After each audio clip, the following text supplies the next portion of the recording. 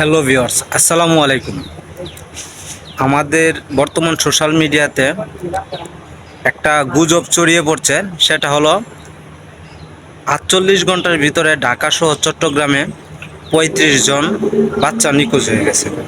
কোথাও কোথাও পাওয়া যাচ্ছে 75 জন, কোথাও কোথাও 65 জন। আসলে যার কোনো সূত্র নেই, কোন সূত্র থেকে তারা এই নিউজটা করছে আমার ঠিক জানা নেই। আমি এখনো পর্যন্ত কোনো সূত্র পাইনি বা কোনো বড় ধরনের নিউজ থেকেও এটা পাবলিশ করা হয় নাই।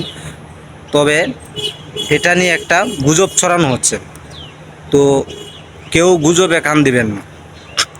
কারণ বাংলাদেশের নতুন যে কোনো একটা ইস্যু ঢাকার জন্য নতুন একটা গুজব ছড়িয়ে দেওয়া হয়, এটা বাংলাদেশের পলিসি। সো সবাই সাবধান থাকুন, সতর্ক থাকুন, কারণ এই গুজবটা নিয়ে অনেকেই পুঁজি করে বড় চালান হাতিয়ে নিতে পারে। ধন্যবাদ, আসসালামু আলাইকুম।